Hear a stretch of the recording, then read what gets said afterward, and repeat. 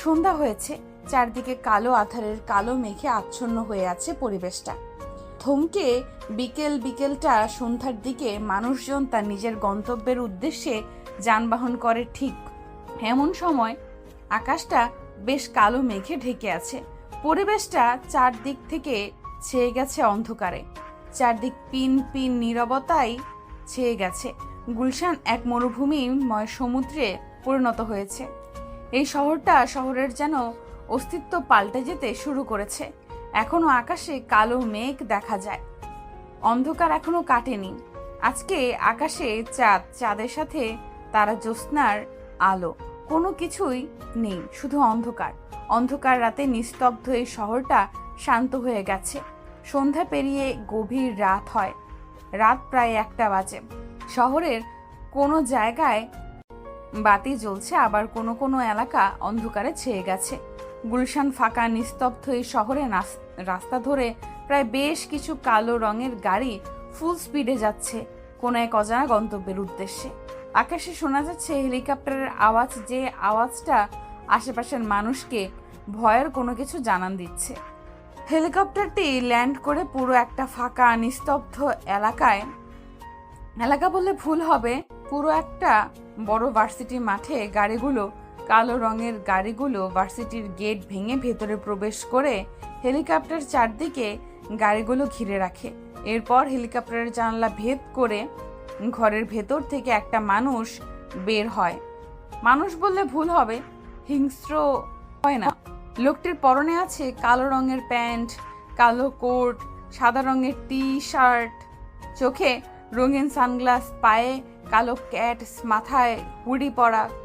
উপস্থিত থাকা গাড়িগুলো থেকে নেমে আসে অসংখ্য ছেলেপেলের সাথে কিছু মেয়ে। তারা কয়েকজন মিলে সেই অজানা আগন্তুকটিকে ফুলের তোড়া দিয়ে আমন্ত্রণ জানায়।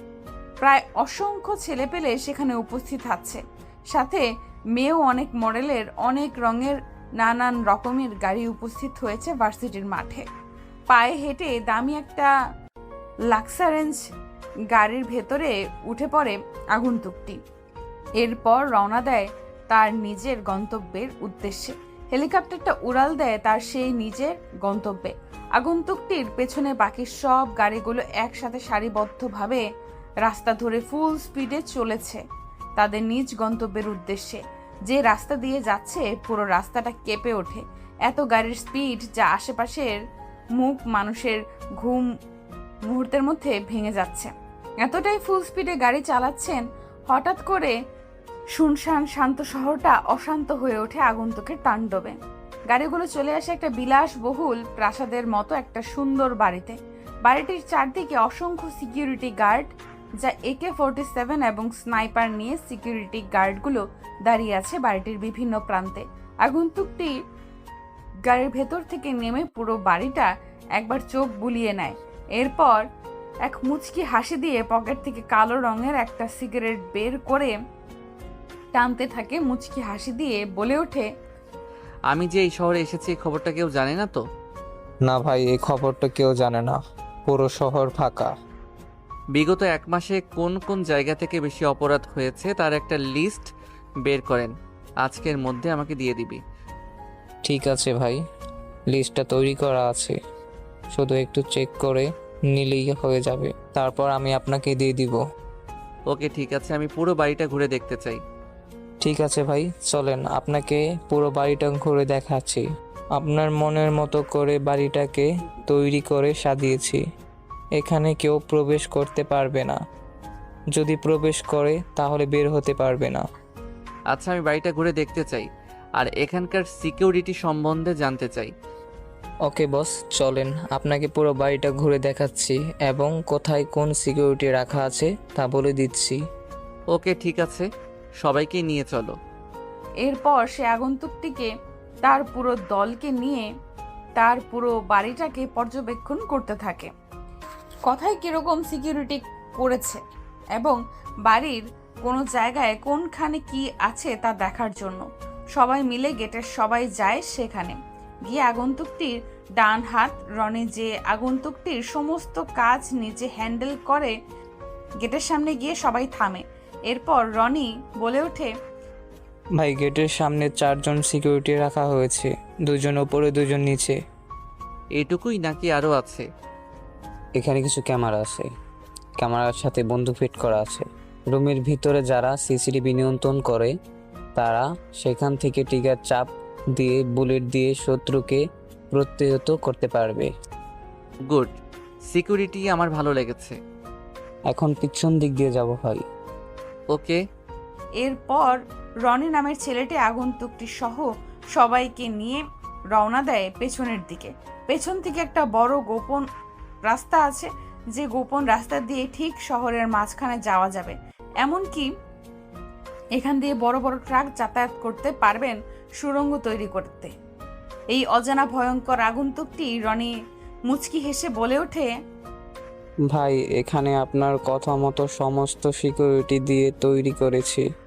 গোপন রাস্তা এখান থেকে শুধুমাত্র মানুষ নয় এবং পুরো শহর যাতায়াত করতে পারবে। আমাদের সমস্ত কাজের লিড এই রাস্তা দিয়েই যাতায়াত করে।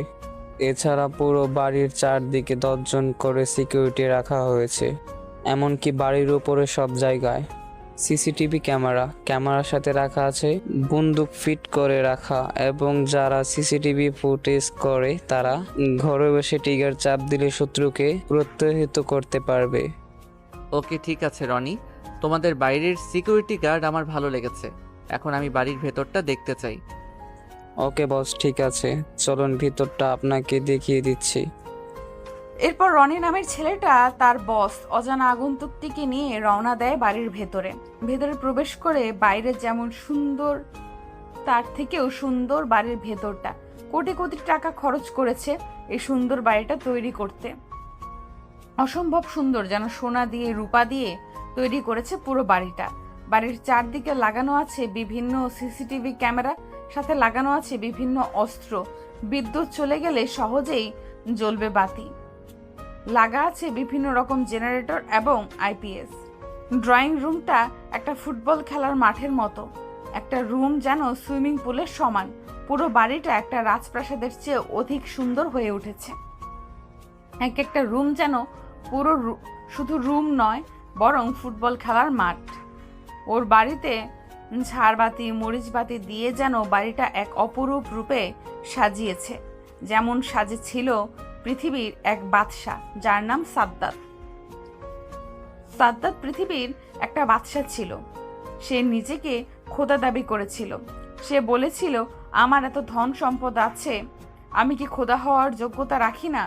তার উজির নাজির বলেছিল যে, মহামান্য, আপনি একমাত্র খোদা হওয়ার যোগ্যতা রাখেন।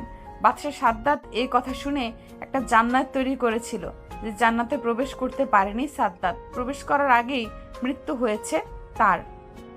এ যেন সাদ্দাতের জান্নাতের থেকেও অপরূপ সুন্দর করে সাজিয়েছে তার বাড়িটা। বাড়িটা দেখে ভীষণ খুশি হয়েছে আগন্তুকটি পুরো বাড়িটা পর্যবেক্ষণ করে নিজের রুমের সামনে যায়। নিজের রুমের সামনে গিয়ে দরজা খুলে রুমের ভেতরে প্রবেশ করে সকলে মিলে নিজের রুমটা যেন সোনা হিরে আর রূপা দিয়ে তৈরি করেছে। পুরো বাড়ির থেকেও যেন রুমটা এক বিশ্বকাপ ফুটবল খেলার মাঠের মতো। আগন্তুকটি বলে ওঠে, মন দিয়ে শোনো তোমরা, এখন নিজেরা নিজেদের গন্তব্যে নিজেদের কাজ বুঝে নাও। আমি এখন একটু রেস্ট নিব। ওকে বস, ঠিক আছে। এরপর তারা সবাই চলে যায়। দরজা বন্ধ করে দেয় আগন্তুকটি। এখন তো একটা কাপড় চেঞ্জ করে সুইমিং পুলে ঝাঁপ দেয়। হ্যাঁ, তার রুমের ভেতরে একটা বিশাল বহুল রং বেরঙের সুইমিং পুল তৈরি করা হয়েছে। সেই সুইমিং পুলে গোসল করতে থাকে আগন্তুকটি। এরপর ফ্রেশ হয়ে খাওয়া দাওয়া করে একটা ঘুম দেয়। পরদিন সকালে আগন্তুকটি ঘুম থেকে উঠে ফ্রেশ হয়ে খাওয়া দাওয়া করে এমন সময় রনি সেই লিস্টটা নিয়ে আসে। আগন্তুকটি বলে ওঠে, শোনো, কোন কোন জায়গায় বেশি অপরাধ হয়েছে এবং এই অপরাধগুলোর উষ্ণ কোথা থেকে সেটা আমাকে খুলে বলো। জি ভাই, পুরো ঘটনাটা ভার্সিটি জুড়ে, ভার্সিটি থেকে বিভিন্ন অপরাধ সৃষ্টি হয়েছে। তুই আজকে ভার্সিটিতে অ্যাডমিশনের ব্যবস্থা কর আমার। আমি সহ প্রায় 10 জন ছেলে পেলে যেন অ্যাডমিশন নিতে পারি। ওকে ভাই, আমি সব কিছু ব্যবস্থা আগে থেকেই করে রেখেছি। আপনি চাইলে আজকেই কলেজে যেতে পারেন অথবা কালকেও যেতে পারেন, তবে ভার্সিটি থেকে সাবধান। ভার্সিটিতে আছে জানা অজানা অনেক রহস্যর কথা। যেমন সেখানে আছে মাফিয়া, এমন গোয়েন্দা, কেউ কেউ আছে যারা গুপ্তচর। হাহাহা, আমার থেকে ঠান্ডা মাথায় মাইন্ড গেম খেলতে পারে এমন কেউ এই বাংলার মাটিতে নেই। এই বলে আগন্তুকটি হাসতে থাকেন। ও হ্যাঁ, গল্পের শুরুতেই অনেক কথা হয়েছে, চলুন তাহলে পরিচয় পর্ব করে দিয়ে আসি। কে এই আগন্তুকটি, কোথা থেকে এলো হঠাৎ গল্পের শুরুতেই? আগন্তুকটি কেনই বা এই বাংলার মাটিতে, কি এমন তার উদ্দেশ্য? আগন্তুকটি আর কেউ না, আগন্তুকটি হচ্ছে দ্য গ্রেট বাদশাহ, দ্য ডন সাকিব চৌধুরী। সাকিব হচ্ছেন পুরো আন্ডারওয়ার্ল্ড জুড়ে একটা আতঙ্ক। আতঙ্ক বললে ভুল হবে, পুরো আগুনের গোলা। বড় বড় আন্ডারওয়ার্ল্ডের ক্রিমিনালগুলো সাকিবকে ভয় পায়। দেশের বিভিন্ন দেশগুলো সাকিবের নাম শুনলেই নিজের গন্তব্য থেকে সরিয়ে নিতে বাধ্য হয়। সাকিব দেখতে 6 ফুট 5 ইঞ্চি লম্বায় যেমন, তেমনি স্বাস্থ্যবান, বডি ফিটনেস অসম্ভব সুন্দর, উজ্জ্বল ফর্সা গায়ের রং।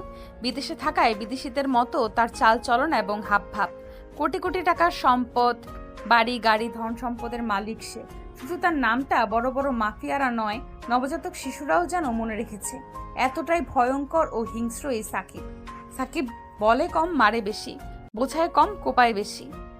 সাকিব এখানে আসার একটাই উদ্দেশ্য, সেটা হচ্ছে অপরাধ দমন করে। সাকিব বিভিন্ন অপরাধকে দমন করতে সাকিব চৌধুরী বলে পরিচিত হয়েছে পুরো বিশ্বের মানুষের সামনে।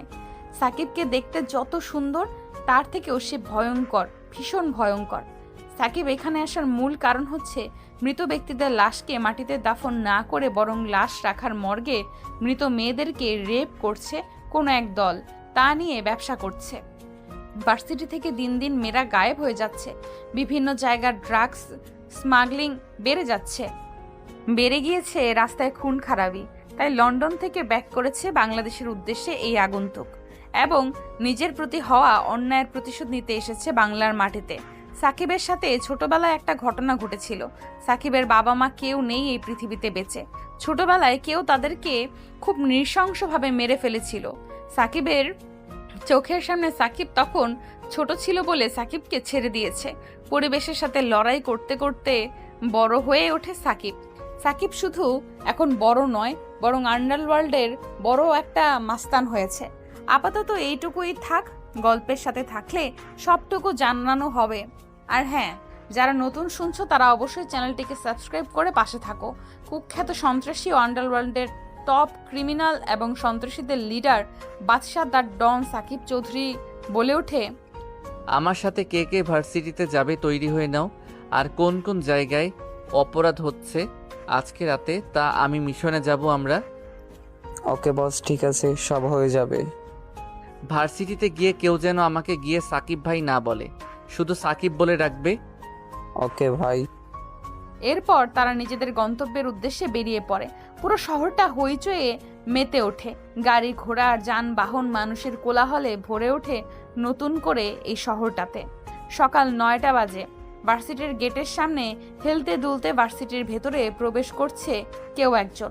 পরনে আছে তার সাদা রঙের একটি টি শার্ট, পরনে ঢিলে ঢালা প্যান্ট, চোখে মোটা ফ্রেমের সাদা রঙের চশমা, চুলগুলো চিরুনি দিয়ে আঁচড়ে নেওয়ায় মাথা চুপচুপ করে তেল দিয়েছে। দেখতে মোটামুটি শ্যামলা না হলেও কালো রঙের ব্যক্তিটি। পরনে থাকা টি শার্টটা ঘেমে একাকার, শরীরের সাথে লেপ্টে আছে। পায়ে থাকা স্যান্ডেলগুলো অনেক পুরনো, প্রায় ক্ষয় হয়ে গেছে।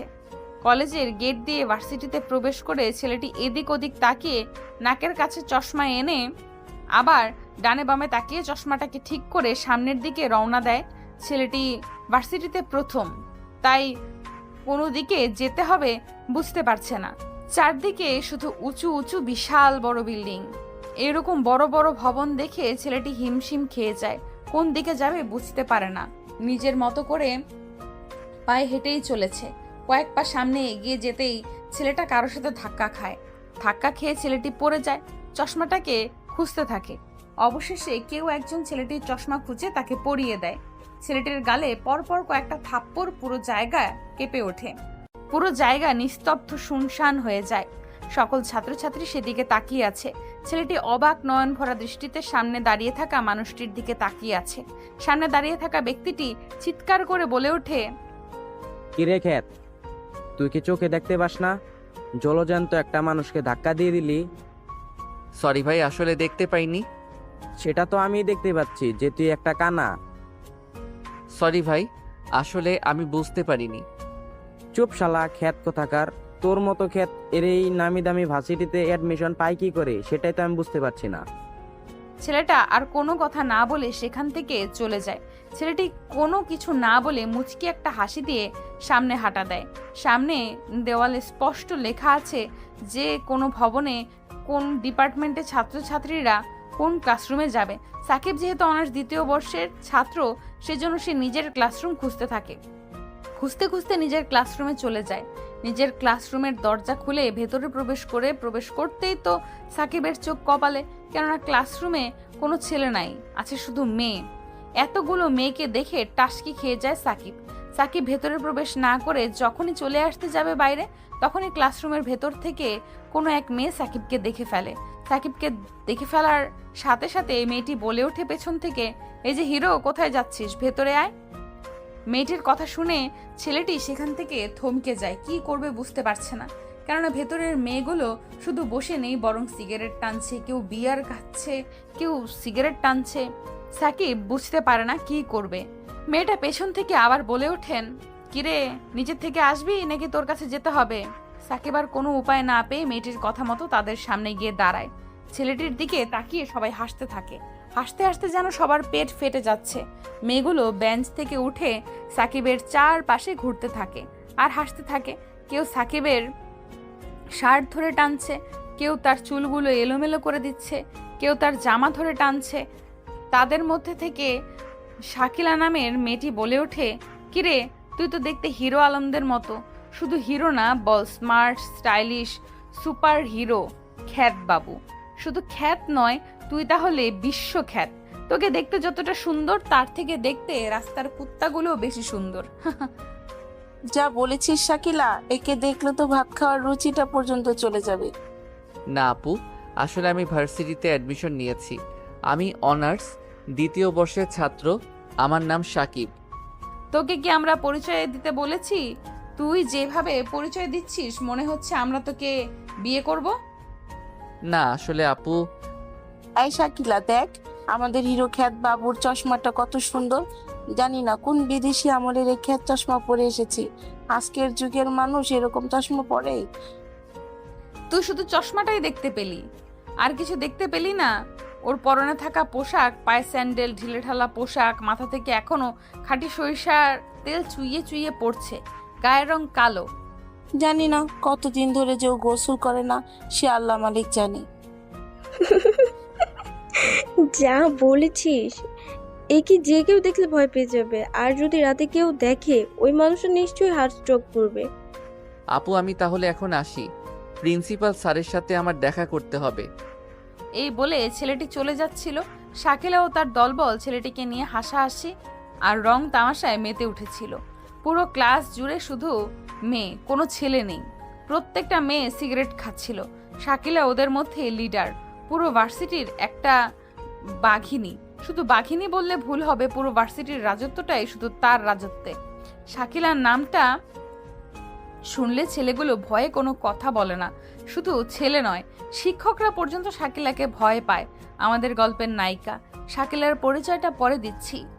যখন সাকিব চলে আসতে যাবে তখনই পেছন থেকে শাকিলা সাকিবের শার্টের কলার ধরে টান দেয়। আচমকা টান দেওয়াতে সাকিবের শার্টটা পেছন থেকে ছিঁড়ে যায়। ছেলেটার এমন অবস্থা দেখে সবাই হেসে ওঠে।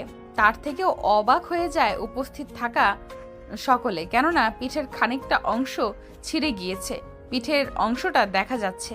সাকিবের উজ্জ্বল ফর্সা পিঠের গায়ের রং এত সুন্দর, আর উজ্জ্বল ফর্সা ধবধবে গায়ের রং, মেয়েগুলোর হাসি মুখটা মুহূর্তের মধ্যেই বন্ধ হয়ে যায়। শাকিলা এটা দেখে বলে ওঠে, কিরে, তোর মুখ হাত পা দেখতে তো কালো, অথচ ভেতরটা এত ফর্সা আর উজ্জ্বল কি করে? নাকি তুই ভেতরে ক্রিম মাখতেছিস? যা বলেছিস শাকিলা, আমি জানতাম মানুষ ফর্সা হওয়ার জন্য মুখে ক্রিম মাখে। এই খ্যাত থেকে তার ভেতর ফর্সা করার জন্য রাতে মাখছে ভেতরে। সাকিব কোনো কথা বলে না, চুপচাপ দাঁড়িয়ে আছে। শাকিলা নামের মেয়েটি আবারও বলে ওঠে, শোন, তুই এই ভার্সিটিতে ভর্তি হয়েছিস ভালো কথা, আমাকে চিনে রাখ, আমি শাকিলা। আমার সাথে কখনো ঝামেলা করতে আসিস না। আজকে আমার মুড ভালো আছে তাই তোকে কোনো কিছু বললাম না, ছেড়ে দিলাম। পুরো ভার্সিটি আমার কথা শুনে চলে। কোনো সময়ে আমার সাথে পাঙ্গা নিতে আসবি না। কিরে, তোর এত বাইরে যাওয়ার তারা কিসের? যাবি ঠিক আছে, তার আগে আমাদের সাথে কয়েকটা সিগারেটের টান দিয়ে যা। আপু, আসলে আমি সিগারেট খাই না। তোর মতো টোকাই ছেলেগুলো যে সিগারেট খায় সেটা আমি আগে থেকেই জানি, তাই লজ্জা না পেয়ে আমার মুখের সিগারেটটাই তুই খা। শাকিলা নামের মেয়েটির কাছ থেকে উপস্থিত থাকা সবাই হা করে তাকিয়ে আছে। যেভাবে সিগারেট খাচ্ছে তাতে তাকে দেখে মনে হচ্ছে সে প্রফেশনাল সিগারেট খোর। সাকিবের সিগারেট খাওয়া স্টাইল দেখে সবাই মুগ্ধ হয়ে সেদিকে তাকিয়ে আছে। নিকোটিনের ধোঁয়াগুলো আকাশে উড়িয়ে দিয়েছে। সাকিবের একদম সিগারেট খাওয়া দেখে শাকিলা বলে ওঠে, কিরে খ্যাত, তোকে তো দেখে প্রফেশনাল সিগারেট খোর মনে হচ্ছে। তাছাড়া তোর চলাফেরা হাব ভাব দেখে বোঝাই যাচ্ছে তোকে দেখতে যা তুই আসলে ঠিক তা নোস।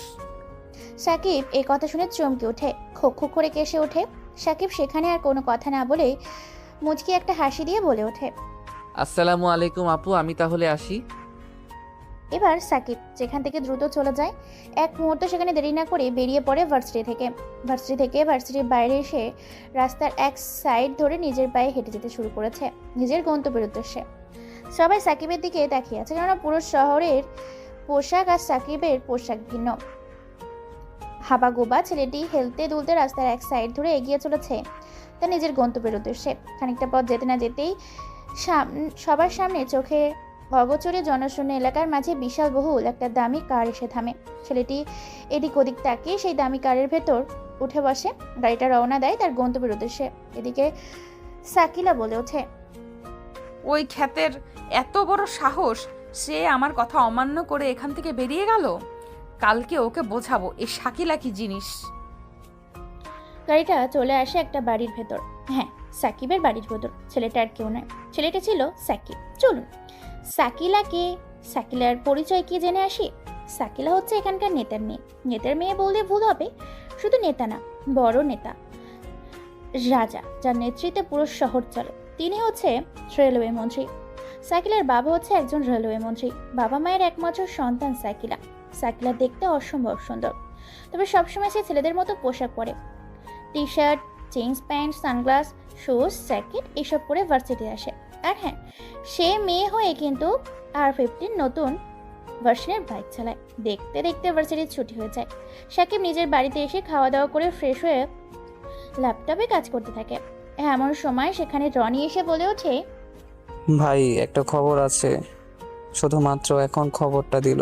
হাবিব বলল ফোন করে যে আজকে নাকি লাশ রাখা মর্গে মৃত মেয়েদের লাশগুলোর সাথে ব্যবসা করা।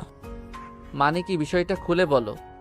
মানে হলো ভাই, ওখানকার যে দায়িত্বে আছে মৃত মেয়েদের লাশকে কিছু টাকার বিনিময়ে বিক্রি করে সেখানকার কিছু মাদক আসক্ত ছেলেপেলের কাছে, যারা রাস্তার টোকাই মৃত লাশগুলোকে তারা রেপ করে। কি বলছিস তুই, শিওর তো? জি ভাই, আমি 100% শিওর। কুত্তার বাচ্চাগুলোর আজকে আমি শেষ দিন দেখতে চাই। তাদেরকে আমি আমার নিজের হাতে জবাই করতে চাই। সমস্ত কিছু রেডি কর। হ্যাঁ ভাই, সবকিছু রেডি করা আছে। আমাদের ছেলেপেলে চারদিক দিয়ে ঘিরে আছে ছদ্মবেশে, সম্পূর্ণ এলাকা জুড়ে শুধু আমাদের ছেলেপেলেগুলো। ওকে, ঠিক আছে।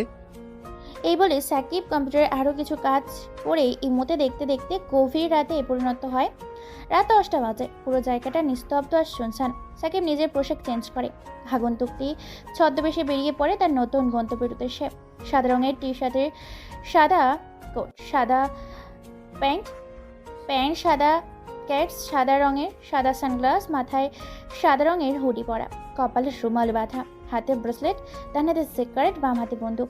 গাড়ির ভেতরে বসে সাকিবের পেছন পেছন আরও 10টা গাড়ি গন্তব্যের উদ্দেশ্যে যায়। অন্যদিকে পুরো জায়গা জুড়ে শুধু নিস্তব্ধতা। চারদিকটা অন্ধকার আর শুনশান। বৃষ্টিতে পরিবেশটা থমকে উঠেছে। আকাশ বিকট আওয়াজে বিদ্যুৎ চমকাচ্ছে। আকাশটা বিকট আওয়াজে বজ্রপাত করছে। আকাশে এরকম ভয়ঙ্কর বজ্রপাত, চারিদিকটা কেঁপে উঠছে। আষাঢ় শ্রাবণ মুষলধারে চারিদিকটা বৃষ্টি পড়ছে। বৃষ্টির শব্দে চারদিকটা মুখরিত হয়ে উঠেছে। চারিদিকে ভীষণ অন্ধকার হয়েছে। বৃষ্টির কারণেই মানুষজন ছোটাছুটি করছে, তাদের নিজ গন্তব্যের উদ্দেশ্যে অথবা আশ্রয় কেন্দ্রের উদ্দেশ্যে। পুরো জায়গাটা নিস্তব্ধ এবং শুনশান। শহরের বাইরে পরিত্যক্ত নিস্তব্ধ জায়গা। গলিগুলো রাস্তার পাশে এসে থামে চারিদিকে। বৃষ্টি পড়ছে, গাড়ির ভেতর থেকে এক এক করে সবাই বের হয়। এবার গাড়ির ভেতর থেকে বের হয় সাকিব। অন্যদিকে প্রায় 10 জন ছেলেপুলে প্রবেশ করেছে লাশের কারখানায়, মর্গের ভেতর যেখানে মৃত ব্যক্তিদের রাখা হয়। সেখানে গিয়ে ছেলেগুলো সেখানকার নাইট ডিউটি সিকিউরিটির দায়িত্বে থাকা ব্যক্তিটিকে কয়েকটা টাকার বান্ডিল দেয়। সিকিউরিটি গার্ড টাকা পেয়ে খুশিতে আত্মহারা। মুচকি এসে ছেলেগুলোকে উদ্দেশ্য করে বলে ওঠে, ভিতরে তোদের জন্য সবকিছু রেডি করে রাখা আছে। তবে সত্যি কথা বলতে, আগে যেগুলোকে তোরা ভোগ করছিস তাদের থেকেও আজকে অনেক সুন্দর সুন্দর মাল রাখা আছে, যাদের ফিগার দেখলে তোরা পাগল হয়ে যাবি। সিকিউরিটি গার্ডটি এই কথা বলাতে ছেলেগুলো ভেতরে প্রবেশ করে। ভয়ঙ্কর একটা পরিবেশে শুধু লাশ আর লাশ। চারিদিকে অন্ধকার। শুনশান শহরের ঠিক বাইরে।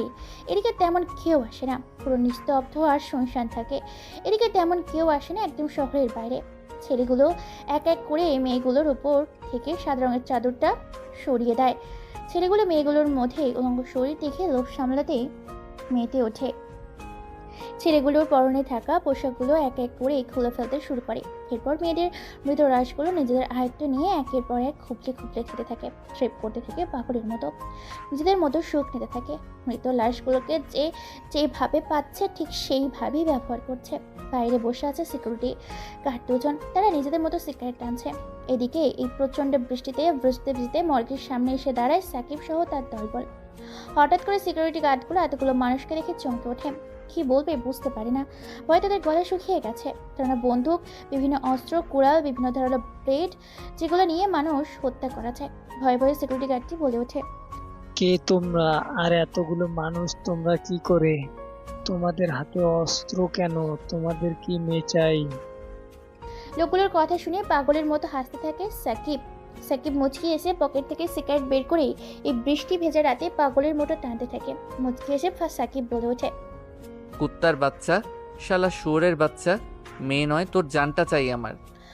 হঠাৎ করে গম্ভীর আওয়াজে সিকিউরিটি গার্ডটি এ কথা শুনে চমকে ওঠে। ভয়ে গলা শুকিয়ে যায়, হাত পা কাঁপাকাঁপি শুরু করেছে। তোরা জানিস না তোরা কি বলছিস? তোদের মাথা ঠিক আছে? দেখ, তোদের মেয়ে লাগলে বল। এতে অসংখ্য মেয়ে আছে, যাকে ইচ্ছে তাকে করে চলে যেতে পারিস, কোনো টাকা দিতে হবে না। আজকে যা ইনকাম করছিস তা দিয়ে 1 মাস চলে যাবে। জানোয়ার কোথাকার, হুমন্দির পুত, তুই কি জানিস আমি কে? কে তুই? তোকে দেখে তো বোঝা যাচ্ছে রাস্তায় কোনো টোকাই, যারা রাস্তায় চাঁদাবাজি করে রাতের আধারে ডাকাতি করে তাদেরই লিডার হবি তুই। কথাগুলো শুনে হাসতে থাকে পাগলের মতো। সাকিবের এরকম হাসি দেখে চমকে যায় সেই দুজন সিকিউরিটি গার্ড। চোখের পলকে পেটের মধ্যে ঢুকিয়ে দেয় দুটো কাচের টুকরা। কাচের টুকরা এফোর ওপর করে পেট ফেট করে বাইরে এসে গোল গোল করে রক্ত বের হতে থাকে। কোনো কথা বলার সুযোগ না দিয়ে বুকের ওপর কুড়াল দিয়ে কোপ মারে। এক কোপে কুড়ালটা পেট ফেট করে বাইরে বের হয়ে আসে। এবার টানতে টানকে মর্গের ভেতর প্রবেশ করে। সেখানে গিয়ে তো মাথা নষ্ট। সকলে নিজের চোখের সামনে এসব দেখে কি করবে বুঝতে পারে না। পুরো পাগলের মতো হয়ে ওঠে সাকিব। সোনার তৈরি কুড়াল দিয়ে কোপাতে থাকে মর্গের ভেতর থাকা অর্ধ উলঙ্গ ছেলেগুলোকে, যাকে যেখানে পাচ্ছে সেখানেই কোপাচ্ছে। মুহূর্তের মধ্যেই পুরো মর্গ রক্ত লালে ছেয়ে যায়। ছেলেগুলোকে কুড়াল দিয়ে কেটে পিস পিস করে ফেলেছে সাকিব। ফ্র্যাগের শরীর ফেটে যাচ্ছে। পুরো দৃশ্যটা ভিডিও করে ফেলে। এরপর সেই সিকিউরিটি গার্ডটি দুটোকে সেখানে চেয়ারে বেঁধে ফেলে রেখে বেঁচে আছে। মরমর অবস্থা। সাকিব বলে ওঠে, কুত্তার বাচ্চা, তোর সাহস হয় কি করে এই সাকিব বেঁচে থাকতে বাংলাদেশে এরকম জঘন্য অপরাধ করার? ভাই, এই বিভিন্ন ব্যবসার সাথে জড়িত আছে, অবৈধ সব ব্যবসা। বহু বছর ধরে ও এই ব্যবসা করছে, প্রায় কোটি কোটি টাকার মালিক হয়ে গেছে এতদিনে সে। তুই মৃত মেয়েদেরকে নিয়ে ব্যবসা করছিস রাতের আধারে? সাকিব মানে লন্ডনের সেই কুখ্যাত মাফিয়া সাকিব চৌধুরী।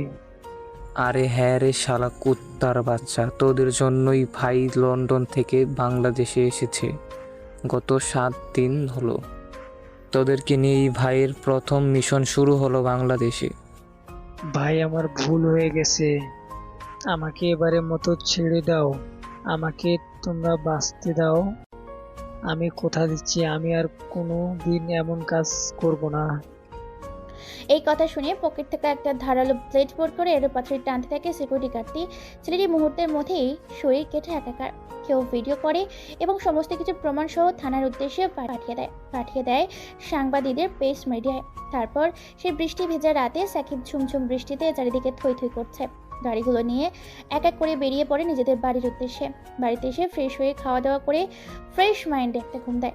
সকালবেলা টেলিভিশনের পর্দায় সাংবাদিক বলছে, আজকের প্রকাশিত খবর যে সারা দেশে প্রভাব ফেলেছে, চমকে দিয়েছে সারা দুনিয়ার মানুষকে। বাংলাদেশের মানুষ আছে আতঙ্কে, আছে ভয়ে। পরপর প্রায় 15 থেকে 16টিরও বেশি মার্ডার করে রেখে গেছে লাশ কারখানার মর্গে কুখ্যাত সন্ত্রাসী এবং আন্ডারওয়ার্ল্ডের কিলার মাফিয়া সাকিব চৌধুরী। হ্যাঁ, সাকিব লন্ডনের মাটি থেকে বাংলাদেশের মাটিতে পা রেখেছে। এতগুলো এয়ারপোর্ট, এতগুলো সিকিউরিটি চোখ ফাঁকি দিয়ে প্রবেশ করেছে বাংলাদেশের মাটিতে। বাংলাদেশের মাটিতে পা রাখার সাথে সাথে মার্ডার করেছে 15 থেকে 16টি ছেলে। সেখানে অনৈতিক কাজ করত এবং সেখানকার সিকিউরিটি গার্ডটি মেয়েদের মৃতদেহ নিয়ে ব্যবসা করত। খবর পেয়ে সাকিব চৌধুরী তার দলকে নিয়ে সেখানে যায়। ঘটনাস্থলে প্রমাণসহ নির্মমভাবে হত্যা করে কারখানার উপস্থিত থাকা সকলকে। এই ছিল আজকের সকালের খবর। বিভিন্ন রাস্তার ধারে, চায়ের দোকানে, কেউ বাড়িতে অথবা কেউ মোবাইলে। সকালবেলা ঘুম থেকে উঠে হালকা কিছু খেয়ে খাবার টেবিলে খাবার সময় টেলিভিশন দেখছিল আইভিসি নিউজ বাংলা। এমন সময় হঠাৎ করে সাকিব নামটা শুনে চমকে ওঠে। সকলে সোফার উপর বসে পায়ের উপর পায়ে তুলে কেউ একজন চা খাচ্ছিল। ঘটনাটা শুনে মুখ থেকে খাবার বেরিয়ে গিয়ে ছিটকে পড়ে ফ্লোরে, আটকে পড়ে যায়।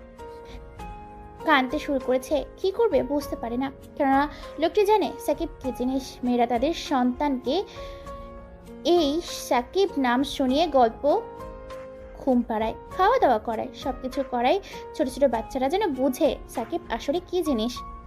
বাংলাদেশের মাটিতে সাকিব পা রেখেছে, এই খবরটা মুহূর্তের মধ্যে ছড়িয়ে পড়ে বিভিন্ন জায়গায়। টেলিভিশন, খবরের কাগজ, সংবাদে, বিভিন্ন জায়গায়। এমনকি ছড়িয়ে পড়ে বাংলাদেশের অন্যতম নেট দুনিয়া জগতে সেই মানুষের মাধ্যমে।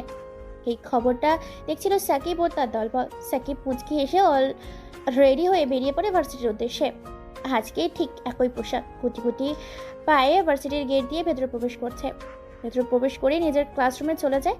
সেখানে ব্যাগটা রেখে আবার চলে আসে ক্যান্টিনে। ক্যান্টিনে এসে বসে আছে। এমন সময় তার সামনে 4-5 জন ছেলে আসে। ছেলেগুলো নিজেদের মধ্যে বলাবলি করছে, হ্যাঁ, নিউজটা তো আজকে সকালবেলা দেখলাম, খুব নৃশংস ভয়ঙ্কর যন্ত্রণা দিয়ে মেরেছে তাদেরকে। যাই হোক, সাবধানে কাজ করবি যাতে কেউ সন্দেহ না করে। আমি কি বলি জানিস, কিছুদিনের জন্য কাজটা বন্ধ রাখলে ভালো হবে। ছেলেগুলো নিজেদের মতো কথা বলছে। অন্যদিকে কলেজের ভেতর প্রবেশ করে সাকিলা ও তার দলবল। এমন সময় মাইশা সাকিলকে দেখে ফেলে। সাথে সাথে মাইশা বলে ওঠে, এই শাকিলা দেখ, কালকের খ্যাত ক্যান্টিনে বসে আছে, চল একটু মজা নিয়ে আসি। কোথায়? চল একটু দেখে আসি। দাঁড়া দাঁড়া, এইভাবে গেলে মজা পাওয়া যাবে না, অন্যভাবে যেতে হবে। মানে কি করতে চাইতেছিস তুই? আমার মনে হয় মাইশা কোনো একটা প্ল্যান ভাবছে। কি করবি তাড়াতাড়ি বল, ক্লাসের সময় হয়ে যাচ্ছে। শোন, ওকে এইভাবে র্যাগিং করা যাবে না, ওকে একটা লাভ লেটার দিয়ে পাঠাও। হ্যাঁ, এটা তুই ভালো বলেছিস। মাইশা একটা চিঠি লিখে আমি বা মাইশা গিয়ে ওর হাতে দিয়ে দেব, যাতে তোকে সে দেয়। এরপর যখন সেই কাগজটা তোমাকে দিতে আসবে, তখন হবে আসল মজা। আচ্ছা চল, ঠিক আছে, দেখি ওই খ্যাত কি করে। এরপর তারা সেখানে চলে যায়। গিয়ে চারদিক দিয়ে সাকিবের কাছে বসে পড়ে। সাকিব মাঝখানে। তারা 3 জন মিলে চারিদিক দিয়ে ঘিরে রাখে। সাকিব বুঝতে পারে না হঠাৎ করে তারা কোত্থেকে এলো। সাকিব সবাইকে বলে ওঠে, কি ব্যাপার, তোমরা সবাই এখানে? কি হয়েছে আপু? না তেমন কিছু হয়নি, তোকে দেখতে এলাম যে তুই কি করছিস। সাকিলের কথা শুনে সাকিবের খানিকটা খটকা লাগে, সঙ্গে বেশ খানিকটা অবাক হয়েছে। তবে কোনো কিছু বুঝতে না দিয়ে সাকিব বলে, ও আচ্ছা ঠিক আছে আপু, তাহলে আপনারা থাকেন, আমি এখন ক্লাসে যাই। ক্লাসে যাবি মানে? আমরা তোর কাছে এলাম আর তুই চলে যাবি? তুই কি আমাদের ভয় পাচ্ছিস? এত যাবি যাবি কেন করছিস? আমরা তো যাব, দাঁড়া। না আপু, আপনারা থাকেন, আমি আসি। এই বলে আর কোনো কথা বলার সুযোগ না দিয়ে বেরিয়ে পড়ে সাকিব সেখান থেকে নিজের ক্লাসরুমের দিকে। এটা দেখে হো হো করে হেসে ওঠে সাকিলা সহ তার বান্ধবীগুলো। তারপর মায়ের একটা চিঠি লেখে, তারপর চিঠিটা নিয়ে চলে যায় ক্লাসরুমে। সেখানে গিয়ে মায়া বলে ওঠে, এই যে সাকিব, এদিকে আয় তো। সাকিব কোনো কথা না বলে মায়ের কথা মতো তার কাছে দেয়। মায়া বলে ওঠে, এই শোন, আমি একটু বাইরে যাব। মাইশা আর শাকিলা ভেতরে আসলে শাকিলাকে এই কাগজটা দিয়ে দিবি। কাগজটা কিন্তু খুলে দেখবি না। আমি কোনো কাগজ ফাগজ কাউকে দিতে পারবো না। দেখ, তোর সাথে কিন্তু ভালো ব্যবহার করতেছি, খারাপ তো বাধ্য করিস না আমাদের। প্রথম দিনের কথা তো মনে আছে। প্রথম দিনের কথা মনে পড়তেই সাকিব আর না করে চুপচাপ মায়ের কথা মতো কাগজটা হাতে নেয়। মায়া সেখান থেকে চলে যায়। কিছুক্ষণ পর সাকিলার মা এসে কিছুক্ষণ পরেই মায়েশা ও সাকিলার ক্লাসরুমে প্রবেশ করে। সাকিব গিয়ে শাকিলার হাতে কাগজটা দেয় আর বলে ওঠে, আপু, এই কাগজটা আপনার জন্য। এই কাগজটা আপনাকে দিতে বলেছে আপনার বান্ধবী মায়া। ও আচ্ছা, ঠিক আছে, দে দেখি তো কাগজে কি লিখেছিস। তারপর সাকিব সেখানে গিয়ে নিজের বেঞ্চে বসে পড়ে। সাকিলা কাগজটা খুলে পড়তে থাকে। সাকিলা কাগজটা খুলে পড়ে তো তার মাথা গরম হয়ে যায়, মাথা বিগড়ে যায়, চোখগুলো নীল রক্তবর্ণ ধারণ করে। রেগে মেগে একাকার শাকিলা নিজের বেঞ্চ থেকে উঠে সাকিবের সামনে গিয়ে সাকিবের শার্টের কলার ধরে পরপর বেশ কয়েকটা থাপ্পড় মারে। এরপর বলে ওঠে, শালা খ্যাত কোথাকার গাইয়া ভূত, তোর সাহস কি করে হয় এই শাকিলাকে প্রেম প্রস্তাব দেওয়ার? তুই জানিস এই শাকিলা কি জিনিস?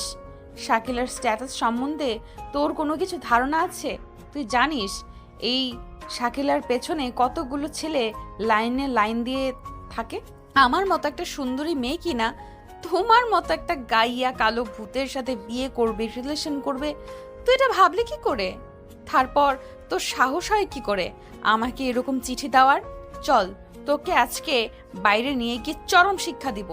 বড়লোক বাবার একমাত্র মেয়ে দেখে প্রেম করতে তোর উতলে উঠেছে, সে আজকে তোকে বোঝাবো এই শাকিলা কতটা ডেঞ্জারাস।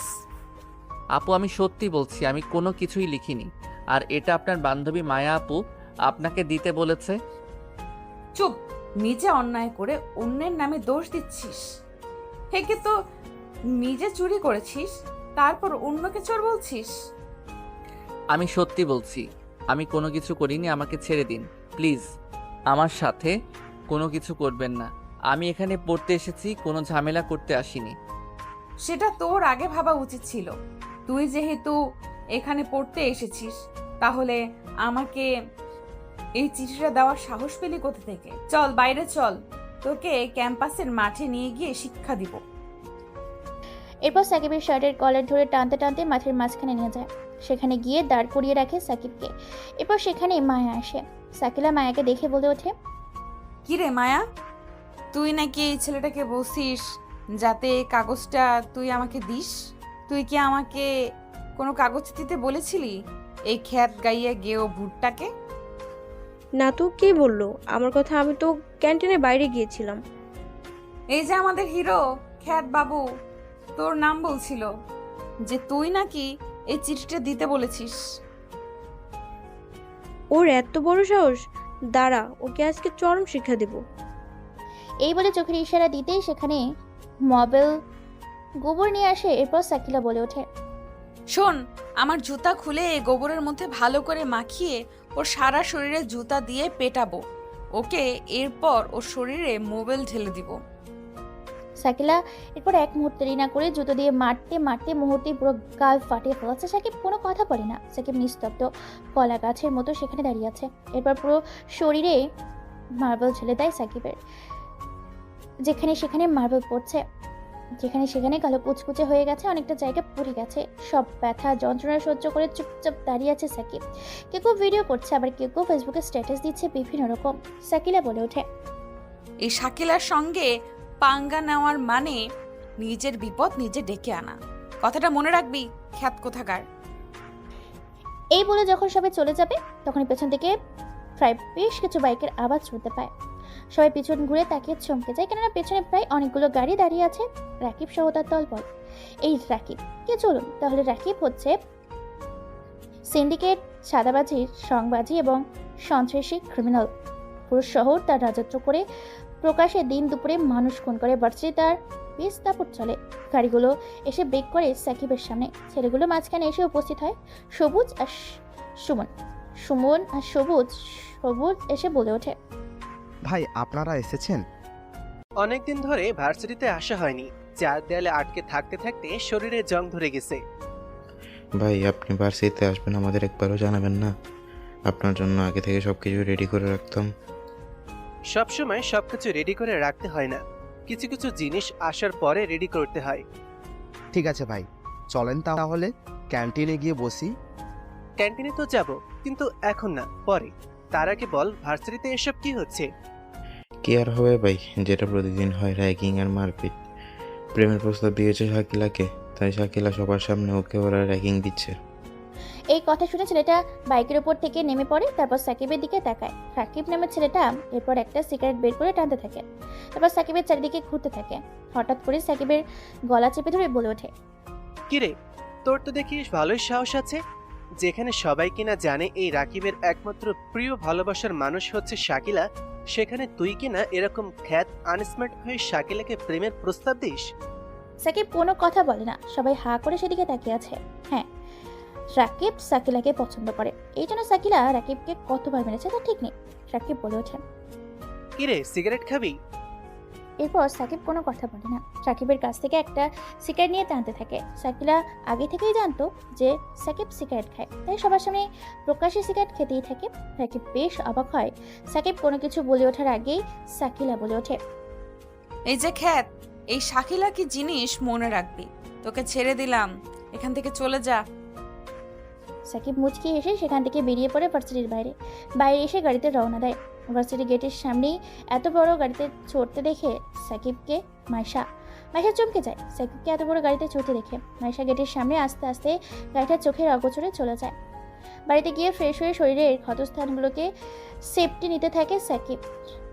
রকি বলে ওঠে, ভাই আমাদের আজকের মিশন হসপিটাল। সেখানে গরিব মানুষরা চিকিৎসা নিতে গেলে সেখানে গোপনে তাদের বিভিন্ন অঙ্গ প্রত্যঙ্গ কেটে বিক্রি করে দেওয়া হয়, কেউ বুঝতে পারে না। সব কিছু তৈরি করতে বল। দেখতে দেখতে সন্ধ্যা হতে শুরু করেছে। সাকিব ভীষণ রেগে আছে, কেননা সাকিব এই বাংলাদেশের প্রথম অপমান হয়েছে। সেখানে লন্ডন থাকে সবাই রাজা বলে চিনে, সেখানে বাংলাদেশে আসার পর অনেক অত্যাচার সহ্য করেছে। সে সিদ্ধান্ত নিয়েছে মিশনগুলো শেষ করার পরেই খাপিয়ে চলবে এবং চরম শিক্ষা দিবে সাকিলাকে। সময় হয়ে গেছে, সবকিছু হিসাব এক এক করে বুঝে নেবে। নিজের বাবা মার হত্যার প্রতিশোধ নিবে এখান থেকে। বাংলাদেশের মাটিতে একবার পা রেখেছে মানে বাংলাদেশের মাটিটাকে উল্টা পাল্টা করে এক করে দিবে। এইদিকে মাইশা সাকিবকে এরকম একটা লাক্সারি লাল গাড়িতে বসে থাকতে দেখে তার মাথা কাজ করে না, কি করবে বুঝতে পারে না। অবশেষে তারা সকল বান্ধবী একটা হোয়াটসঅ্যাপ গ্রুপে কল করে মাইশা কল করে সবাইকে বলে ওঠে, এই শাকিলা, শুন তোরা, আজকের আমি যা দেখেছি বলার বাইরে। কেন রে, কি হয়েছে? তুই যেভাবে বলছিস মনে হয় মহাভারত অশুদ্ধ হয়ে গেছে। শাকিলা তুই চুপ কর তো, মাইশা কি বলবে দ্রুত বল, আমায় আবার আম্মু ডাকছে। আমাদের ওই কলেজের খ্যাত সাকিবকে আজকে আমরা র্যাগিং দেওয়ার পর যে ভার্সিটি থেকে যখন বের হয়ে এসে একটা লাল দামি গাড়ির ভেতরে বসেছিল, আমি নিজে তাকে গাড়ির ভেতরে বসতে দেখেছি। কি যাতা বলছিস? তোর মাথা ঠিক আছে? সে মাইশা, ওর মতো একটা ফকিন্নি দামি গাড়িতে করে কোথায় যাবে? তুই নিশ্চয়ই ভুল দেখেছিস। শাকিলা তুই দাঁড়া তো, মাইশাকে বলতে দে। আমার মনে হয় সে ছদ্মবেশে আমাদের কলেজে ভর্তি হয়েছে, কেননা তার কথা বলা হাব ভাব, তাকে আমরা এত অত্যাচার করি সে কোনো প্রতিবাদ করে না, অথচ আমি আজকে নিজে দেখেছি তাকে। ওকে ঠিক আছে, কালকে ওকে আমরা ফলো করব। যদি তোর কথা সত্যি হয় তাহলে ওকে আচ্ছা করে শিক্ষা দেব। তারপর কেউ আর কোনো কথা না বলে এক এক করে ফোন কেটে দেয়। এদিকে সন্ধ্যা পেরিয়ে রাত 9টা বাজে। এক এক করে ছদ্মবেশে হসপিটাল ভিতরে প্রবেশ করে সাকিব সহ তার পুরো দল। প্রায় 100 জন ছেলে পেলে ভেতরে প্রবেশ করে একটা রুমে প্রবেশ করেছে 5 জন করে ছেলে। কোন কক্ষে কোন রুমে অবৈধ কাজ চলছে তা দেখার জন্য তারা দলবদ্ধ হয়ে ভাগ হয়ে যায়। পুরো হসপিটাল ঘুরে দেখতে থাকে। এক এক করে জায়গায় এক এক রকম ভাবে কাজ হচ্ছে। দেখতে দেখতে হসপিটাল শেষ প্রান্তে ডাক্তারের কেবিনের সামনে এসে থমকে যায় সাকিব, রনি, আরো কিছু ছেলে। কথা ভেসে আসে, শোনো শিখা, গত 1 মাসে কিন্তু অ্যাকাউন্টে 1 কোটি টাকারও বেশি জমা হয়ে গেছে। টোটাল 100 কোটি টাকা আমাদের কাছে এখন আছে। স্যার, আমার মনে হয় আমাদের এসি সিক্রেট ব্যবসাটা বন্ধ করে দেওয়া উচিত। কেননা শহরে আপনি শুনেছেন যে সাকিব চৌধুরী ব্যাক করেছে বাংলাদেশের মাটিতে। তাতে কি হয়েছে? সে তার কাজ করবে আর আমরা আমাদের কাজ করব। দেখো, এই ধান্দা বন্ধ করা যাবে না। 1 মাসে কমপক্ষে আরও 1 কোটি টাকা যে করেই হোক ইনকাম করতে হবে। স্যার, আপনি হয়তো ওই সাকিবকে চেনেন না। ওই সাকিব শুধু মাফিয়া না, বরং হিংসও নয়। সে অপরাধের গন্ধ শুকে হাজির হয়ে যায় অপরাধীর কাছে। আমাদের কাছে আসলেও কোনো কিছু করতে পারবে না, কেননা আমি আগে থেকেই সব ব্যবস্থা করে রেখেছি। সরকারকে লক্ষ লক্ষ টাকা দেই মাসে মাসে। সরকার আমাকে অবশ্যই সাপোর্ট দিবে। স্যার, আমার মনে হয় কাজটা বন্ধ রাখা উচিত। আমার ভয় করছে। আমার মনে হয় সে আমাদের হসপিটালের ব্যাপারে জানে, কেননা তার লোকজন সবসময় আশেপাশে ঘুরে বেড়ায়। বাইরে থেকে সমস্ত কথা শুনেছে সাকিব ও তার দলবল। ডক্টর বলে ওঠে, যা হবে সেটা পরে দেখা যাবে। চলো তো আমরা বেডরুমে এখন একটু ফুর্তি করি। কিন্তু স্যার, ব্যাপারটা বুঝুন। কেন জানি না, আমার এখন ভয় করছে। ডক্টর শিখার কোনো কথা না শুনে শিখাকে কোলে করে নিয়ে চলে যায় তার বেডরুমে। সেখানে নিয়ে খাটের উপরে শুয়ে দেয়। মানুষে মেতে ওঠে। সাকিব ও তার দলবল সব কিছু মুচকি হাসি দেয়। তারাও তাদের সাথে পেছন পেছন কেবিনে প্রবেশ করে। সোফার উপর ধপ করে বসে পড়ে। এতজন মানুষকে হুট করে ভেতরে ঢুকতে দেখে চমকে ওঠে তারা দুইজন মিলে। সাকিব তাদেরকে এভাবে চমকে যেতে দেখে মুচকি হেসে বলে ওঠে, এভাবে চমকে গেলে চলবে? যেটা করছিলি সেটা কর। আমরা এখান থেকে বসে দেখছি সিনেমা। এই কথা শুনে তারা ভয়ে কাঁদতে থাকে। কি বলবে বুঝতে পারে না। সাকিব একটা সিগারেট বের করে মনের সুখে টানতে থাকে। দুজন উলঙ্গ হয়ে খাটের উপর বসে আছে। এটা ভিডিও করতে থাকে সাকিবের ছেলেপুলেগুলো। কেউ ছবি তুলতে থাকে। সাকিব বলে ওঠে, কুত্তার বাচ্চা, তোর এইখানে সিন্ডিকেট করিস? তোদের জন্য আমার বাবাকে মরতে হয়েছে। তোদেরকে পাঠা ছাগলের মতো জবাই করে মারবো। তোরা চিনিস না আমাকে। এই সাকিব কি করতে পারে? কথাটা বলে তাদের গলার শিরা উপশিরা কেটে দেয়। চিৎকার করে ওঠে তারা। ছটফট করতে থাকে বিছানার উপর।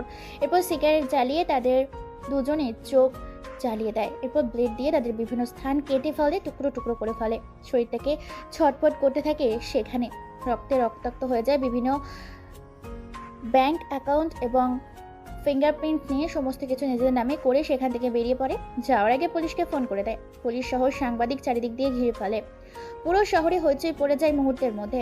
ঘটনাটা চারিদিকে ছড়িয়ে পড়ে। হইচই পড়ে যায় চারিদিকে। সাংবাদিকরা একের পর এক খবর প্রচার করতে থাকে। দলে দলে মানুষ ভেঙে আসতে থাকে হসপিটালে। বিভিন্ন রকম প্রমাণ সহ সাংবাদিক একের পর এক খবর প্রচার করছে টেলিভিশনের পর্দায়। রাতের খবর, রাতের সংবাদে আমি একের পর এক তথ্য ফাঁস করছি। রাতের আধারে অগোচরে গরিব দুঃখী মানুষের বিভিন্ন অঙ্গ প্রত্যঙ্গ বিক্রি করে কোটি কোটি টাকার পাহাড় তৈরি করেছে। খবর পেয়ে লন্ডন থেকে ফেরত এসেছে কুখ্যাত সন্ত্রাসী এবং আন্ডারওয়ার্ল্ডের don mafia the godfather Shakib Chowdhury. হসপিটালে তার গ্যাংকে নিয়ে এসে নির্মমভাবে হত্যা করে রেখে গেছে ডক্টর সহ শিখাকে। টুকরো টুকরো করে ফেলে রেখে গেছেন বিছানার ওপরে। পরনে কোনো কাপড় ছিল না। আরও খবর জানাচ্ছি আপনাদেরকে। পুলিশ নিজের মতো করে তদন্ত করতে থাকে। সাংবাদিক নিজের মতো করে খবর ছাপাতে থাকে। টেলিভিশনের পর্দায় এক এক করে অসংখ্য মানুষ ভিড় জমেছে। এই খুনটা দেখার জন্য পুলিশ বুঝতে পারে না কোথা থেকে আসে এই সাকিব খান। বাংলাদেশে পুলিশ ধরতে পারে না, কারণ বিদেশি দেশগুলোর সাথে কঠিন গভীর সম্পর্ক আছে এই সাকিব খানের। যদি বাংলাদেশের পুলিশ সাকিবকে গ্রেপ্তার করে, তাহলে বাইরের দেশগুলো থেকে বাংলাদেশে যে সুযোগ সুবিধা পেত সেটা বন্ধ হয়ে যাবে। বাড়িতে এসে সাথে শাকিলার কয়েকটা ছবি বের করে রনির হাতে দেয় আর বলে ওঠে, রনি, এই মেয়েটার সম্বন্ধে খোঁজ খবর নে। এর বাবা কি করে সবকিছু আমাকে সকল তথ্য দিবেই। ঠিক আছে ভাই, হয়ে যাবে কাজ, কোনো সমস্যা নেই। আর শোন, কালকে ভার্সিটিতে নতুন একটা ছেলে প্রবেশ করেছে। ছেলেটাকে দেখে ভার্সিটির সবাই ভয় পেয়েছিল। আমি ছেলেটার সম্বন্ধে বিস্তারিত জানতে চাই। দ্রুত খবর নেই। ভাই, সব খবর একদিনের মধ্যে আপনি পেয়ে যাবেন, একটু সময় দেন। শোন, হাতে একদম সময় নেই। লন্ডন থেকে আমার কল এসেছে, আমার কোম্পানিতে জয়েন করতে হবে। সেখানে আমার কোম্পানিতে কিছু অবৈধ জিনিস ধরা পড়েছে। দ্রুত আমাকে লন্ডন ব্যাক করতে হবে। ওকে ভাই, আমরা 12 ঘন্টার মধ্যে সমস্ত কিছু বের করছি। সাকিব আর কোনো কথা না বলে চুপচাপ শুয়ে আছে। ঝুপটাই অতীতে, 10 বছর আগের কথা। সাকিবের বাবা এখানকার একজন স্বেচ্ছাসেবক রেলমন্ত্রী ছিলেন। টাকা পয়সা ধন সম্পদ কোনো কিছুর অভাব ছিল না সাকিবের। ওর বাবা একজন ভালো মানুষ ছিল, সাথে বিজনেসম্যান, এমনকি গরিব দুঃখী মানুষকে সেবা দিত। হঠাৎ একদিন একদল লোক তাদের বাড়িতে প্রবেশ করে, বলে ওঠে, রেলমন্ত্রী সাহেব ভালো আছেন তো? বিনা নিমন্ত্রণে আপনার বাড়ি চলে এলাম কিছু কাজে। হ্যাঁ, ভালো আছি। আর কি বলবেন বলেন। তেমন কিছু না, আমার কয়েকটা কাজ আছে, সেগুলো আপনি করে দেবেন। আপনার ট্রেনের মাধ্যমে আমার কিছু জিনিস বিদেশে পাচার করা লাগবে। প্রয়োজনে আপনি যত কোটি টাকা চাইবেন দেওয়া হবে। মানে আপনি এইসব কি বলছেন? হ্যাঁ, আমি যা বলছি একদম ঠিক বলছি। যত কোটি টাকা লাগবে আমি দিতে রাজি আছি। শুধু আপনি আমার জিনিসগুলো বিদেশে পাচার করে দেবেন আপনার ট্রেন দিয়ে। আমি বিদেশে নিয়ে যাব। আপনি ভুল তথ্য নিয়ে ভুল সময়ে ভুল বাড়িতে এসেছেন এবং ভুল মানুষের কাছে এসেছেন। আমার হাতে যত কোটি কোটি টাকা দেখছেন সব আমার হালাল পথে আয় করা। শুধু শুধু আপনার কিছু বেহালাল টাকার জন্য আমি আমার ঈমান নষ্ট করতে পারবো না। 100 কোটি টাকা দিতে রাজি আছি, ভেবে দেখুন। পৃথিবীর সমস্ত মূল্যবান ধন সম্পদ যদি এক পাল্লায় রাখা হয় আর অপর পাল্লায় যদি আমার নবীজির দেওয়া সেই শিক্ষা রাখা হয়, আমি শিক্ষাকে গ্রহণ করতে রাজি আছি, কিন্তু পৃথিবীর ধন সম্পদ নয়। তাই অহেতুক কথা বলে আমাকে বিরক্ত করবেন না, নয়তো পুলিশকে ডাকতে বাধ্য হব। আপনি এখান থেকে বেরিয়ে যান। আরে এই মন্ত্রী, তুই কিন্তু কাজটা ভালো করলি না। তুই আমাকে চিনিস না রে, একদম তোকে কোপায়া ফেলবো, কোপায়া। মন্ত্রী সাহেব আর কোনো কথা না বলে নিজের রুমে চলে যায়। একদল মানুষ অর্থাৎ তরিকুলের গ্যাং সেখান থেকে বেরিয়ে যায়। তারিকুল অফার দিয়েছিল ট্রেন মন্ত্রী সাকিবের বাপকে, কিন্তু সাকিবের বাপ একজন ইমানদার মানুষ, সেটাই রাজি হয় নাই। অন্যদিকে তারিকুল লেগে মেগে একাকার, তার কথা প্রথমবার কেউ অমান্য করেছে। রাত 10টা বাজে। সাকিব সহ তার বাবা মা রাত 10টায় ডাইনিং টেবিলে ডিনার করছে। এমন সময় হঠাৎ করে দরজা ভেঙে কয়েকজন মুখোশধারী লোক ভেতরে প্রবেশ করে, যাদের মুখে ছিল কালো মাস্ক লাগানো। কোনো কথা ছাড়াই সাকিবের বাবা মাকে নির্মমভাবে রক্তাক্ত করে মেরে সেখানে খণ্ড খণ্ড করে ফেলে চলে যায়। সাকিবকে মেরে ফেলতেও সাকিব ছোট ছিল বলে সাকিবের গায়ে হাত দেয়নি। সাকিব তখন ছোট, কি করবে বুঝতে পারে না। বিদেশে তার চাচা আছে, লন্ডনে তার চাচা খবর পেয়ে লন্ডন থেকে বাংলাদেশে আসে। ভাইয়ের দাফন কাপন করে ভাতিজাকে নিয়ে চলে যায় লন্ডন। সেখানে গিয়ে ভাতিজাকে সুশিক্ষিত হয়, একজন বিজনেসম্যান হয় সাকিব। বিজনেসম্যান হওয়ার পাশাপাশি একজন কুখ্যাত সন্ত্রাসী এবং আন্ডারওয়ার্ল্ডের godfather, the terrorist super killer Shakib Chowdhury নামের সেলিব্রিটি বিখ্যাত হয়ে যায়। নিজের বাবা মার খুনের প্রতিশোধ নিতে দেশে ফিরে এসেছে সাকিব। সাকিব ভাবছে আর শুয়ে আছে, এমন সময় ফোনটা বেজে ওঠে। সাকিব ফোনটা রিসিভ করতেই ফোনের ওপাশ থেকে রকি বলে ওঠে, ভাই, আপনার কথা মতো সকল তথ্য বের করেছি। মেয়েটার নাম শাকিলা, বাবা রেলমন্ত্রী, বাবা মায়ের একমাত্র সন্তান শাকিলা। পুরো শহরে শুধু একটাই সুন্দরী, আর সেটা হচ্ছে শাকিলা। বাবা সৎ ও ভালো একজন ব্যক্তি, গরিব দুঃখীর মানুষের পাশে থাকে। এখনো পর্যন্ত কোনো খারাপ রিপোর্ট পাওয়া যায়নি। বাপ ভালো, কিন্তু শালার মেয়ে ভালো না। শোন, কালকে আমি ভার্সিটিতে যাব আর ফাইনাল খেলা সেখানে খেলবো। হ্যাঁ ভাই, ভার্সিটি থেকে খেলাটা শেষ হয়ে যাবে, কেননা আমাদের 2টা মিশন সাকসেস হয়ে গেছে। এখন শুধু আছে শেষ মিশনটা নিশ্চয়ই ভার্সিটি, তাই না? হ্যাঁ ভাই, শেষ মিশনটা আমাদের ভার্সিটি থেকে। রাকিব তার দলবলকে মেরে ফেললেই বাংলাদেশের আপাতত 3টা সমস্যা শেষ। ওকে, ঠিক আছে। এই ভেবেই ঘুমিয়ে যায় সাকিব ও তার দলবল। পরদিন সকালে ঘুম থেকে উঠে রেডি হয়ে খাওয়া দাওয়া করে ভার্সিটির উদ্দেশ্যে রওনা দেয়। আজকে সাকিবের পরনে আছে অবাক করা সব পোশাক। ভার্সিটিতে গেলেই বুঝতে পারবেন। ভার্সিটির সামনে এসে পরপর 5-5টা গাড়ি থামে। গাড়িগুলোর ভেতর থেকে বের হয়ে আসে সাকিব। সাকিবকে দেখে সবাই অবাক হয়ে যায়, কারণ সাকিবের পরনে আছে চাকচিক্য পোশাক। সাদা কের, সাদা প্যান্ট, সাদা টি শার্ট, সাদা জ্যাকেট, সানগ্লাস, সব ম্যাচিং করা উজ্জ্বল ফর্সা গায়ের রং। হিরো সুপারস্টার হিরোদের হার মানিয়ে প্রথম কাটরে যেন সাকিব। সাকিবকে দেখে সবাই এক দৃষ্টিতে সাকিবের দিকে তাকিয়ে আছে। কেউ কোনো কথা বলে না, চিনতে পারেনি সাকিবকে। সবাই সেদিকে অবাক চোখে তাকিয়ে আছে। সাকিব নিজের পরনে থাকা চশমাটা ঠিক করে ভার্সিটির ভেতর প্রবেশ করে। পরনে থাকা সানগ্লাসটা খুলে পকেটে নেয়। পেছনে কেউ নেই। সাকিব একাই পায়ে হেঁটে নিজের ক্লাসরুমের উদ্দেশ্যে যেতে শুরু করেছে। এমন সময় পেছন থেকে রাকিব ডাক দিয়ে বলে ওঠে, এই যে হিরো, এভাবে হিরো হয়ে কোথায় আছিস? এই ভার্সিটিতে একমাত্র আমি হিরো, যার উপরে কোনো হিরো থাকবে না। কোথাও লেখা আছে নাকি রে যে ভার্সিটিতে হিরো হয়ে আসা যাবে না? লেখার প্রয়োজন হয় না। রাকিব ভাই যেটা বলে সেটাই ভার্সিটিতে হয় এবং হচ্ছে, চলবে। শোন, এখন থেকে আর সেটা হবে না। শাকিলা সহ শাকিলার সকল বান্ধবীর চমকে গেছে, কারণ এই প্রথম কোনো ছেলে রাকিবের সামনে মুখে মুখে তর্ক করছে। অবাক হয়েছে, ভাবতে থাকে, গণনা করতে থাকে। অবশেষে মাইশা চিৎকার করে বলে ওঠে, আরে এটা তো ওই খ্যাত না সাকিব, যাকে আমরা গতকাল র্যাগিং করলাম। এ তো সেই সাকিব। তুই কি পাগল হয়েছিস? কোথায় ওই খ্যাত সাকিব আর কোথায় এই ছেলেটা? আকাশ পাতাল পার্থক্য। দেখ, সাকিবের মতো দেখতে চেহারা, শুধু পোশাকটা পাল্টেছে, মুখের কালো রংটা তুলে দিয়েছে।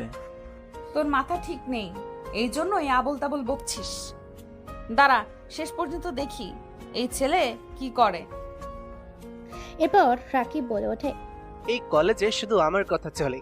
যদি আমার কথার অবাধ্য হোস তাহলে তোর ডেড বডি এখানে ফেলে দেব। তোদের মতো পাতি নেতাগুলোকে আমার ভালো করে জানা আছে, আমার সাথে পাঙ্গা নিস না। তুই জানিস না এর পাওয়ার সম্বন্ধে।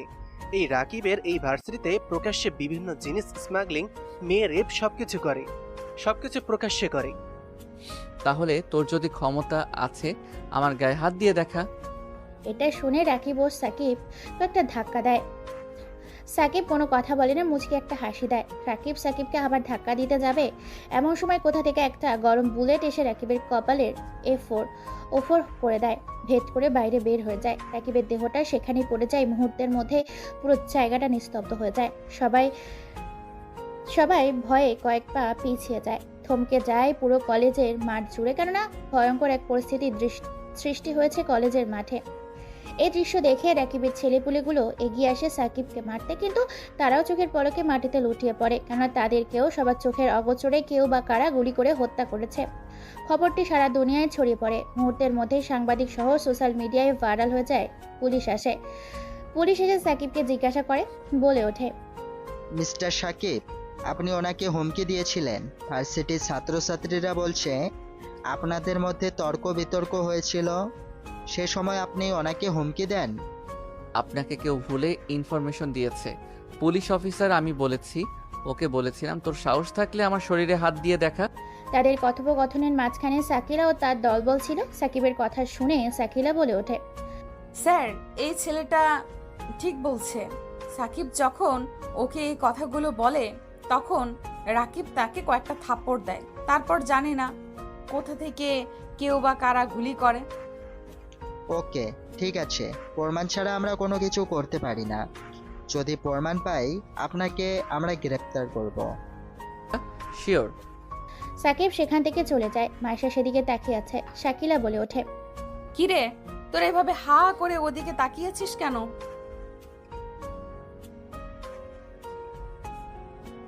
যা বলেছিস মাইশা, ছেলেটাকে দেখলে আমার তো প্রেম করতে ইচ্ছে করে। তোরা থামবি? ওর মতো একটা খ্যাত আর রাতারাতি কি করে পাল্টে গেল? নিশ্চয়ই এর পেছনে কোনো রহস্য আছে। চল, ওকে ফলো করতে হবে। আমি ওর বিষয়ে সব কিছু জানতে চাই। কে এই ছেলে?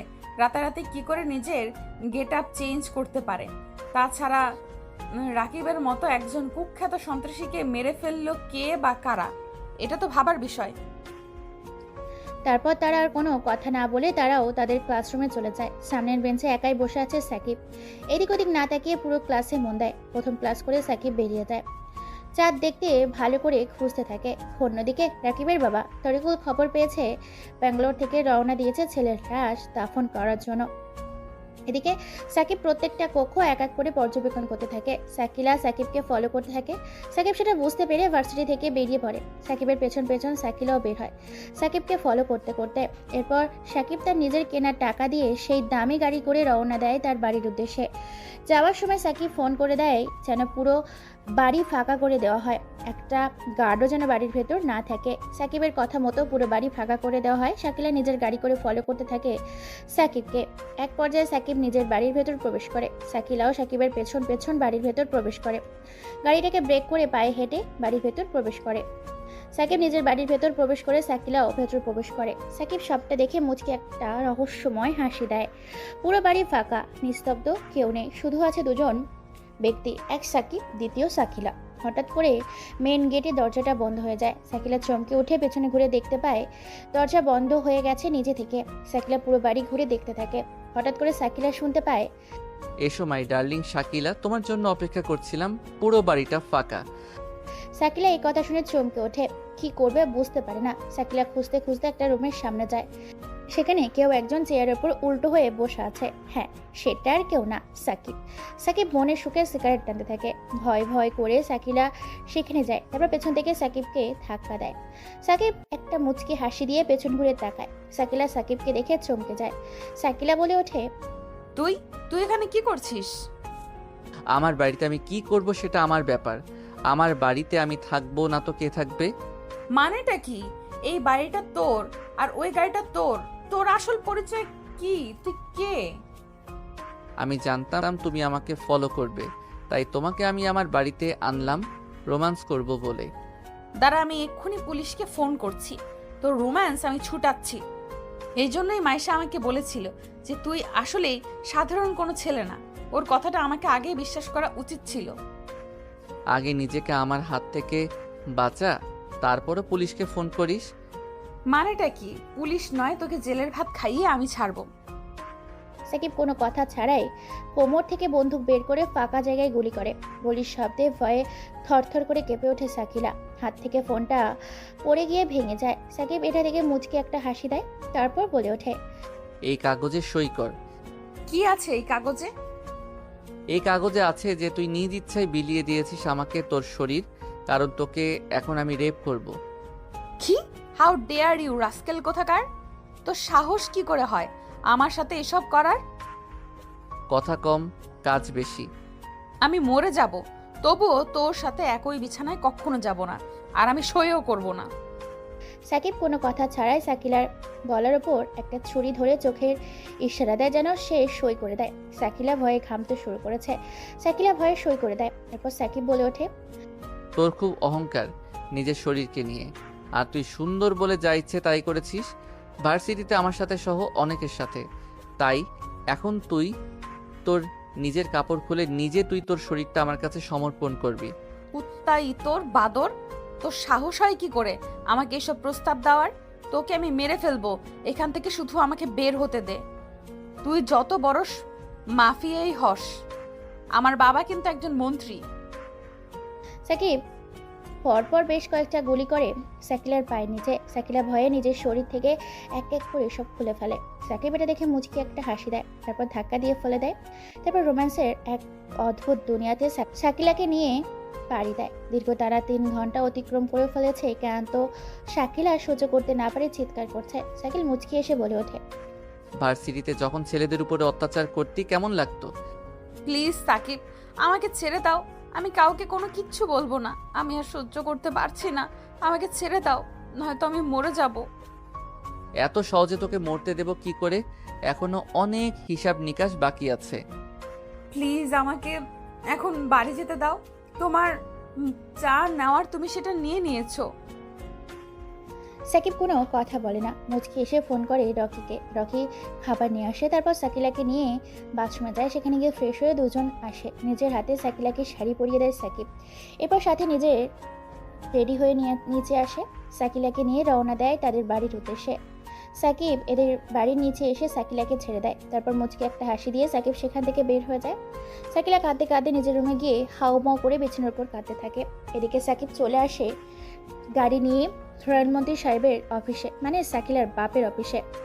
সেখানে এসে কোনো অনুমতি ছাড়াই ভেতরে প্রবেশ করে।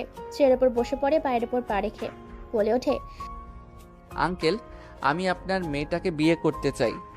হাউ ডিয়ারিং! চিনি না জানি না হুট করে এসে এটা কি অসভ্যতা! তুমি জানো আমি কি? জানি আপনি বর্তমান রেলমন্ত্রী।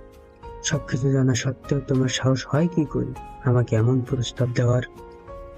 কারণ আপনার থেকে আমার সম্পদ বেশি পাওয়ার বেশি, এই জন্য। আসলে কে তুমি? আমি আপনার বন্ধু আব্বাস সাহেবের ছেলে, যাকে 10 বছর আগে খুন করেছিল। আমি ওনার ছেলে সাকিব। তার মানে তুমি সেই সাকিব তোমার বাবা মা খুন হওয়ার পর আমি তোমাকে অনেক খুঁজেছি।